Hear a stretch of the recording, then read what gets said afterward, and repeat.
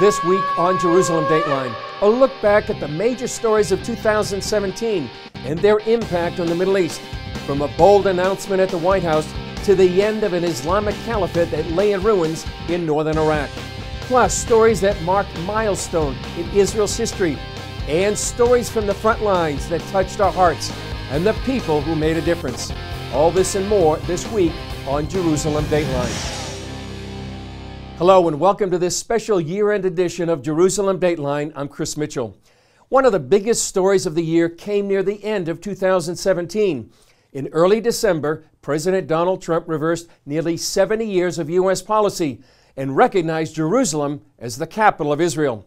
The move electrified Jerusalem and sent shockwaves throughout the Middle East, the capitals of the world, and the United Nations. Jennifer Wishon brought us that story from the White House. By recognizing Jerusalem as the capital of Israel and moving the U.S. Embassy there, President Donald Trump has secured his place in history and demonstrated another reason why Americans elected an outsider not beholden to tradition.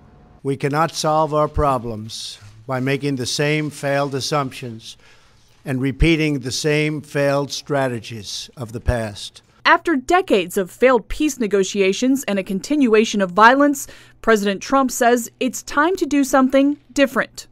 It is time to officially recognize Jerusalem as the capital of Israel. For decades, Democrats and Republicans running for president dangled the promise of recognizing Jerusalem, only to fail to follow through once in office. President Trump delivered. He says he's just acknowledging reality, that Jerusalem has been Israel's capital for decades, and kicking off a new strategy for peace while reaffirming that the U.S. would support a two-state solution if that's what both sides agreed to. Above all, our greatest hope is for peace, the universal yearning in every human soul. Immediately, enthusiastic praise poured in from a diverse group of evangelical leaders. Former Arkansas Governor Mike Huckabee says President Donald Trump did what his predecessors didn't have the courage to do. In doing so, he set two great examples: how to make good on promises and how to treat your friends.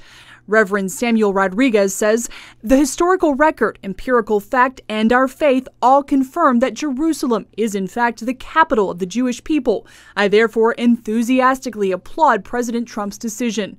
And Bishop Harry Jackson says it marks the beginning of a new season in U.S. Middle East policy. The previous administration allowed persecution, terrorism, and stereotyping of the Israeli people. President Trump called for a continuation of the status quo at Jerusalem's holy sites. Jerusalem is today and must remain a place where Jews pray at the Western Wall, where Christians walk the stations of the cross, and where Muslims worship at Al-Aqsa Mosque. With the president's announcement, now architects, engineers, and planners will begin building America's new embassy in Jerusalem. It will take some time to complete, but the president says he's building a magnificent tribute to peace. Jennifer Wishon, CBN News, the White House. While Israelis applauded the decision, the Palestinian Authority called for 3 days of rage. But by the end of the year, at least 10 nations are considering following the lead of the U.S. and moving their embassies to Jerusalem. Other major stories this year included the Kurdish referendum in September. The Kurds voted overwhelmingly for an independent state in northern Iraq, but their dreams of freedom are still unfulfilled as they face fierce opposition from the Baghdad government, Turkey, and Iran. In another major development, Iran continued to expand its territory in Iraq and Syria, bringing it closer to creating a land bridge from Tehran all the way to the Mediterranean. Their expansion represents a growing threat to Israel.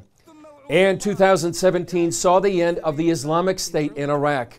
The jihadi army conquered large areas of northern Iraq in the summer of 2014 and declared the territory part of the Islamic Caliphate under the rule of Sharia law. The citizens of northern Iraq were subject to torture and murder, their women kidnapped and sold into sex slavery.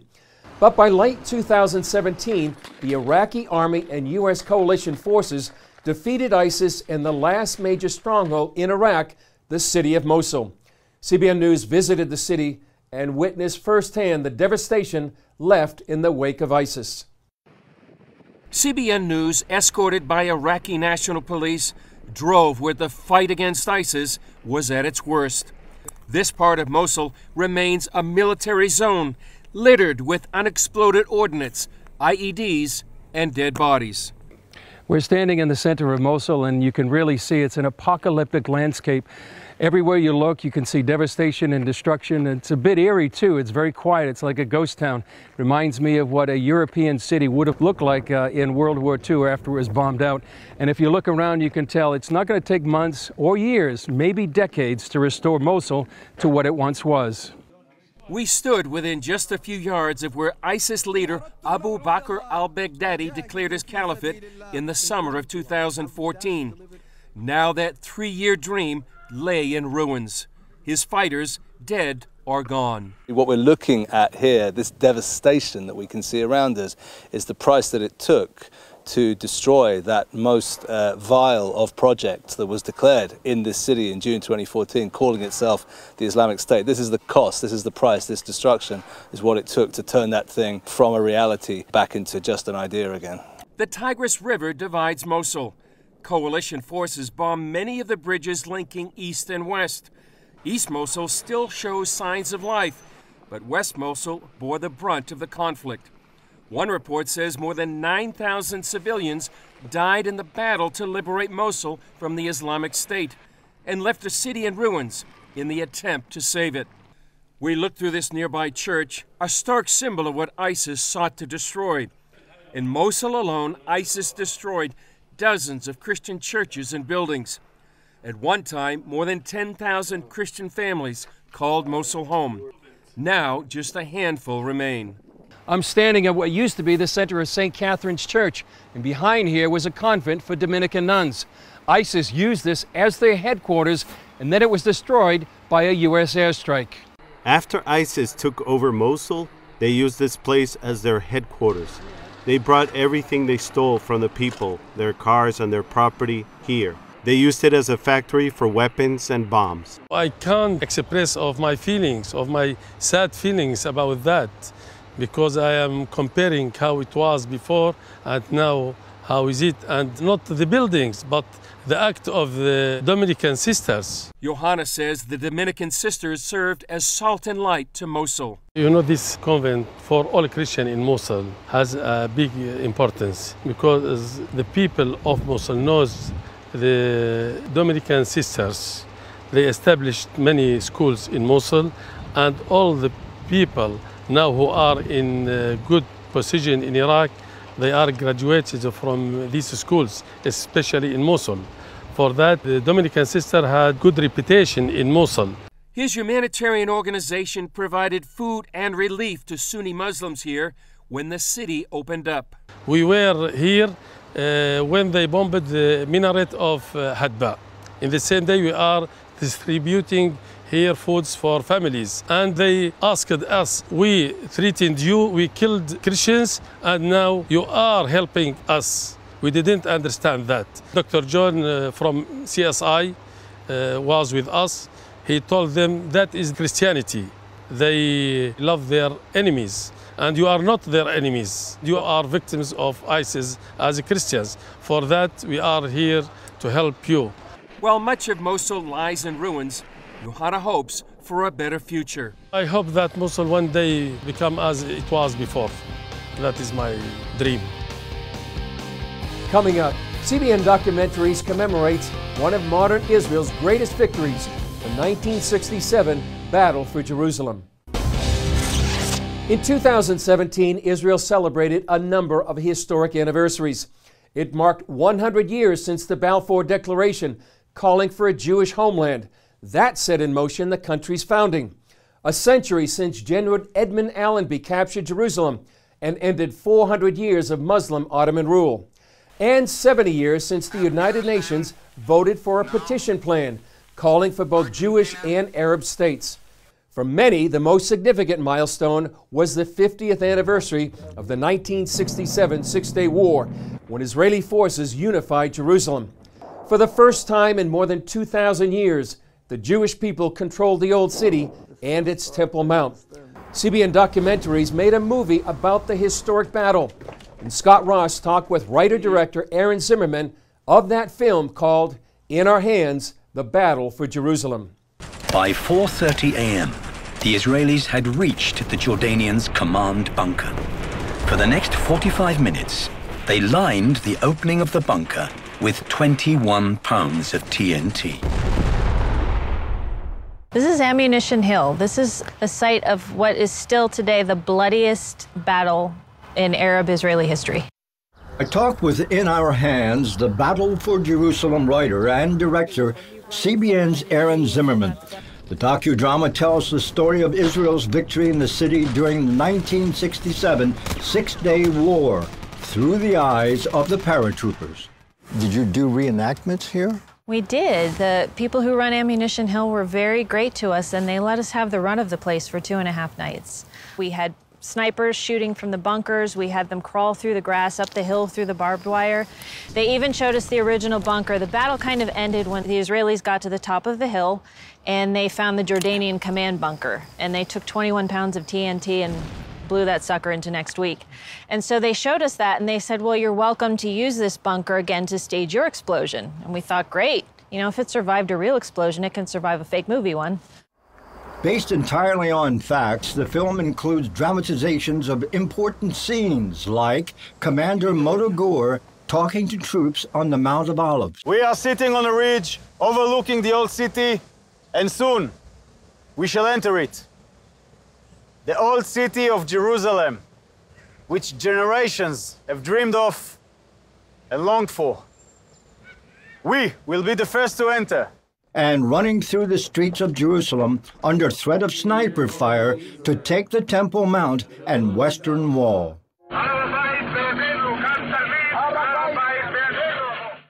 We had done another docudrama, The Hope, about the beginning of Israel. And we thought, what's the next chapter in that story? And we went to 67, and it's such a great story. And we thought, well, let's not do a dry documentary. Let's get to know some of the men who actually lived it. And digging into all the background, historical data, etc., that must have been an enormous undertaking. I tried to use primary sources as much as I could. I tried to use people's diaries. I tried to use minutes from Israeli government meetings. I used personal interviews, but all of the dialogue in the film was recorded in history.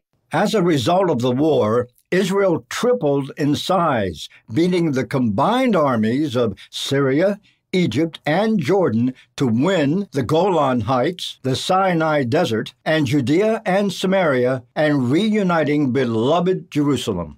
To cover the whole war would take too much time. So we narrowed it down to the Battle of Jerusalem, and then we narrowed it down further to one group of men, the 55th Paratrooper Brigade. And I really liked them because they weren't regular army. They were the reservists. They were a little bit older. They were the husbands and the fathers and the businessmen. And they were the guys that ended up going into Jerusalem. We shouldn't wait for that to change. Let's go. I asked Zimmerman what she wants the audience to take away from the film.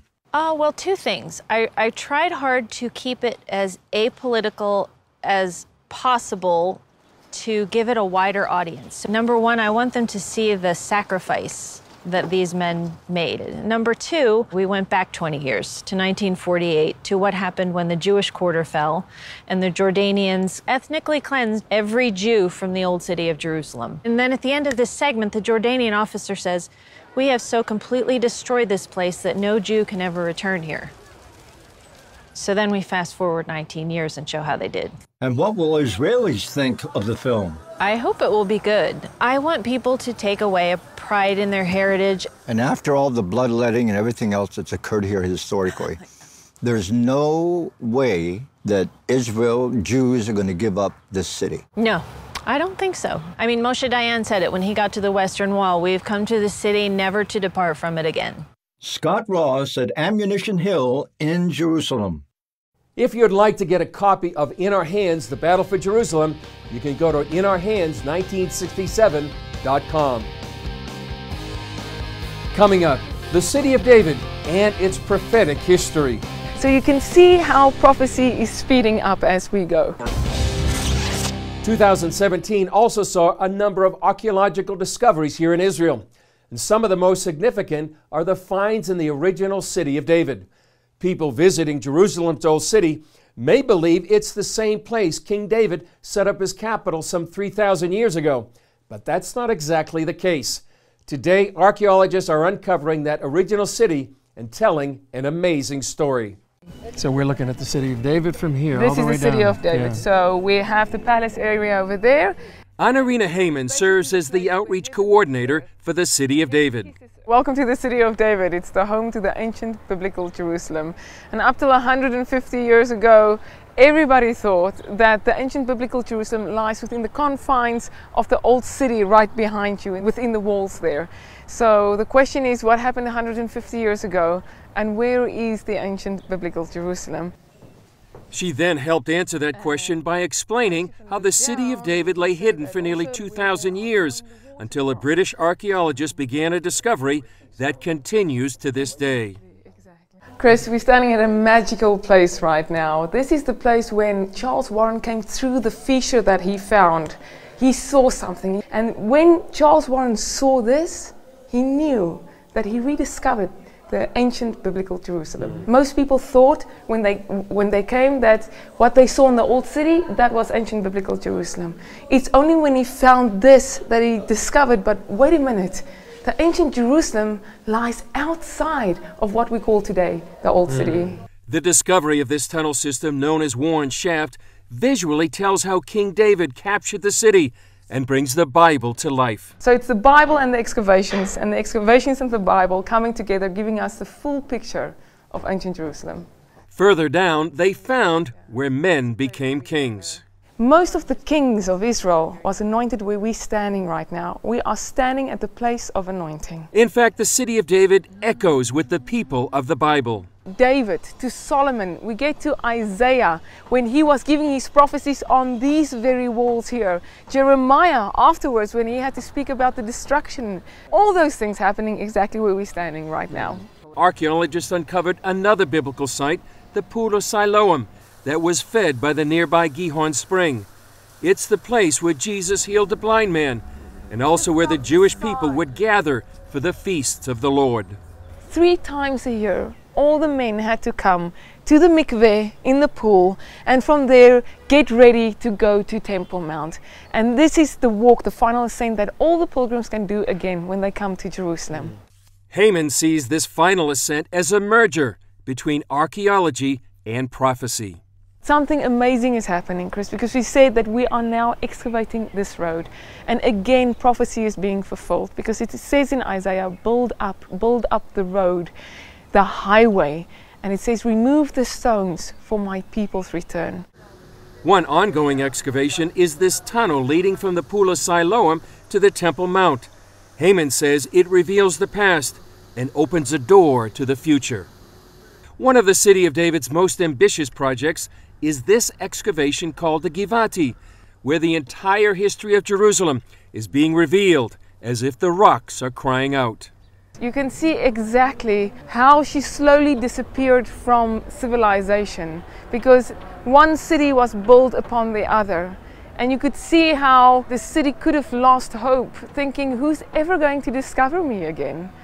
Until God says, but in a time of favor, nothing can stop it. And that's what we see in Givati. Jerusalem is slowly being revealed.